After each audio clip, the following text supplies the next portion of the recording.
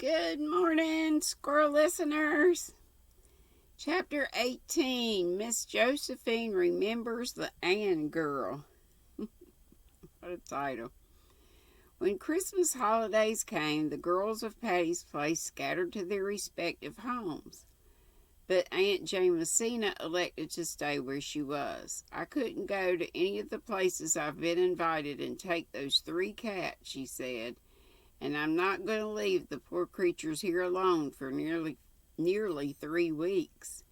If we had any decent neighbors who would feed them, I might, but there's nothing except millionaires on this street, so I'll stay here and keep Patty's Place warm for you. Anne went home with the usual joyous anticipations, which were not wholly fulfilled. She found Avonlea in the grip of such an early cold and stormy winter as even the oldest inhabitant could not recall.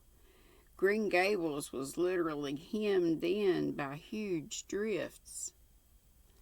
Almost every day of that ill-starred vacation, it stormed fiercely, and even on fine days it drifted unceasingly.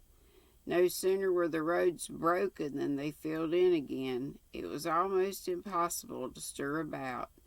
The AVIS tried on 3 evenings to have a party in honor of the college students, and on each evening the storm was so wild that nobody could go, so they gave up the attempt in despair. And despite her love of and loyalty to Green Gables, could not help thinking longingly of Patty's Place. Its open fire, Aunt Jamesina's mirthful eyes, the 3 cats, the merry chatter of the girls, the pleasantness of Friday evenings when college friends dropped in to talk of grave and gay. Anne was lonely. Diana, during the whole of the holidays, was imprisoned at home with a bad attack of bronchitis. She could not come to Green Gables, and it was rarely Anne could get to Orchard Slope, for the old way through the haunted wood was impassable, with drifts, and the long way over the frozen lake of shining waters was almost as bad. Ruby Gillis was sleeping in the white-heaped graveyard. Jane Andrews was teaching a school on western prairies. Gilbert, to be sure, was still faithful and waited up to Green Gables every possible evening, but Gilbert's visits were not what they once were. Anne almost dreaded them. It was very disconcerting to look up in the midst of a sudden silence and find Gilbert's hazel eyes fixed upon her with a quite unmistakable expression in their grave depths, and it was still more disconcerting to find herself blushing hotly and uncomfortably under his gaze, just as if, well, it was very embarrassing. Anne wished herself back at Patty's Place, where there was always somebody else about to take the edge off a delicate situation. At Green Gables, Marilla went promptly to Mrs. Lynde's domain when Gilbert came and insisted on taking the twins with her. The significance of this was unmistakable, and Anne was in a helpless fury over it. Let's see. Davy, however, was perfectly happy. He reveled in getting out in the morning and shoveling out the paths to the well and hen house. He gloried in the Christmastide delicacies which Marilla and Mrs. Lynde vied with each other in preparing for Anne, and he was reading an enthralling tale in a school library book of a wonderful hero who seemed blessed with a miraculous faculty for getting into scrapes from which he was usually delivered by an earthquake or a volcanic explosion, which blew him high and dry out of his troubles, landed him in a fortune, and closed the story with proper eclat. E-C-L-A-T. I tell you it's a bully story, Anne, he said ecstatically. I'd ever so much rather read it than the Bible. Would you? Smiled Anne. Davy peered curiously at her. You don't seem a bit shocked, Anne. Mrs. Lynde was awful shocked when I said it to her. No, I'm not shocked, Davy. I think it's quite natural that a 9-year-old boy would sooner read an adventure story than the Bible. But when you are older, I hope and think that you will realize what a wonderful book the Bible is. Oh, I think some parts of it are fine, commanded Davy. That story about Joseph, now, it's bully. But if I'd been Joseph, I wouldn't have forgive the brothers. No, sirree, Anne. I'd have cut off their heads. Mrs. Lynde was still awful mad when I said that. And shut the Bible up and said she'd never read me any more of it if I talked like that. So I don't talk now. When she reads it Sunday afternoons. I just think things and say them to Milty Bolter the next day in school. I told Milty the story about Elisha and the bears, and it scared him so he's never made fun, of Mr. Harrison's bald head once. Are there any bears on P.E. Island? I want to know. Not nowadays, said Anne absently as the wind blew a scud of snow against the window. Oh dear, will it ever stop snowing or storming? God knows, said David airily, preparing to resume his writing. Anne was shocked this time. Davy, she exclaimed reproachfully. Mrs. Lynde says that, protested Davy. One night last week, Marilla said,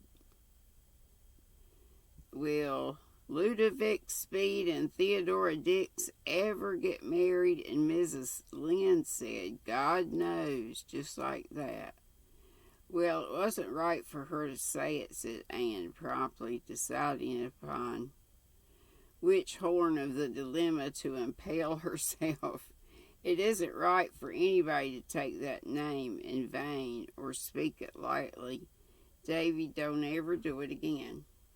Now, if I say it slow and solemn like the minister, queried Davy gravely. No, not even then. Well, I won't.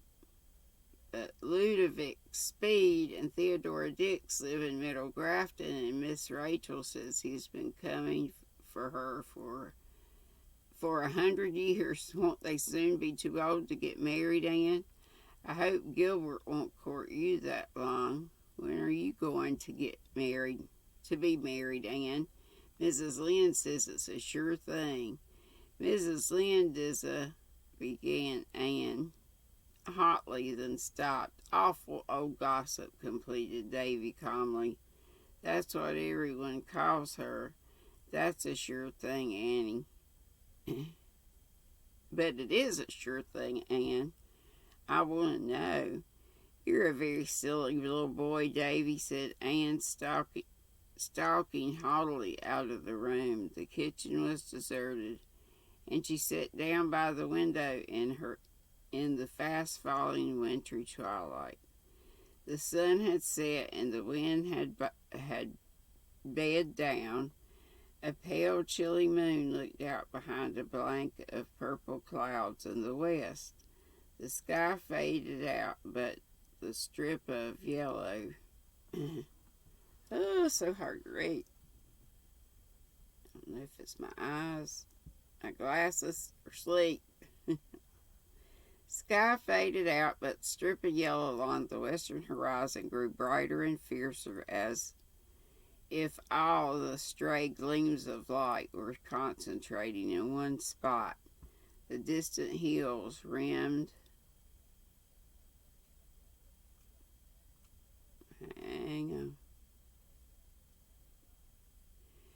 rimmed with priest-like firs, stood out in the dark distinctness against it. Anne looked across the hill, white fields, cold and lifeless in the harsh light of that grim sunset, and sighed. She was very lonely, and she was sad at heart, for she was wondering if she would be able to return to Redmond next year. It did not seem likely. The only scholarship possible in the sophomore year was a very small affair. She would not take Marilla's money, and there seemed little prospect of being able to earn enough in summer vacation. I suppose I'll just have to drop out next year, she thought drearily, and teach a district school again until I earn enough to finish my course. And by that time, all my old class will have graduated, and Patty's place will be out of the question. But there, I'm not going to be a coward. I'm thankful I can earn my way through, if necessary. Here's Mr. Harrison waiting up the lane, announced Davy, running out. I hope he's brought the mail. It's 3 days since we got it. I wanted to see what them pesky grits are doing. I'm a conservative, Anne, and I tell you, you have to keep your eye on them grits. Oh, guys, I'm so tired. I can't. Oh, it's just a wee bit more. Oh, help me, Lord. Wake me up.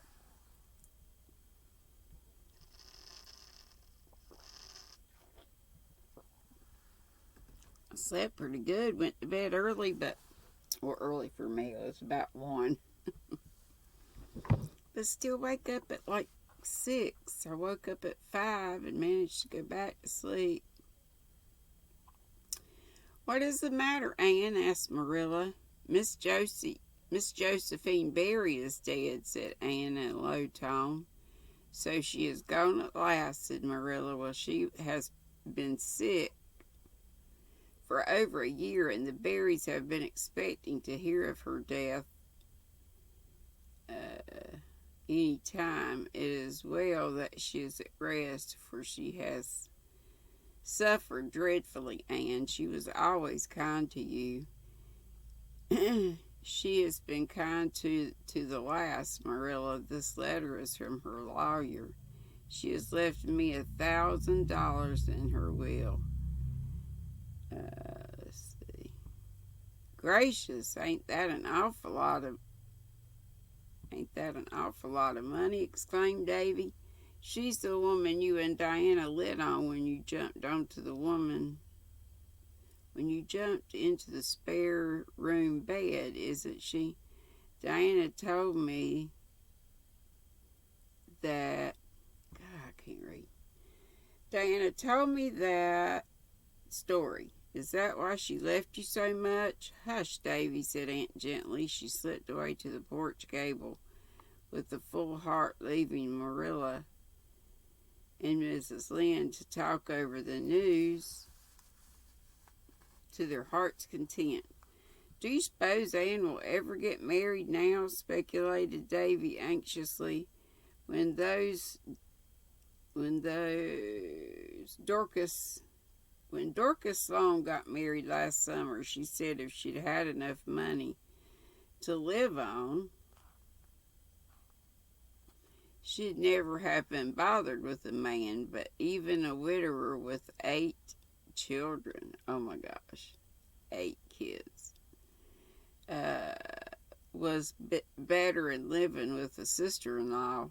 Davy Keith, do hold your tongue, said Mrs. Rachel severely.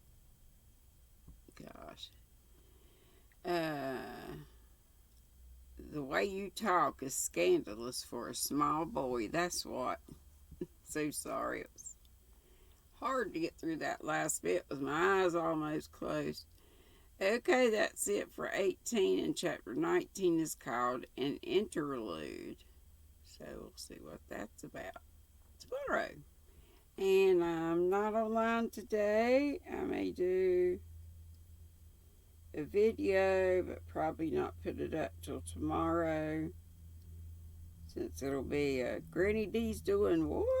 Or something like that. And it'll either be diamond painting stitch markers or something like that. Who knows? And I will see you later. I'll see you in somebody's chat around, I'm sure. Be sweet. Don't be ugly. I think I need a nap. Look at these eyes. Almost closed. That's as far as I can open them. Bye-bye. I love you.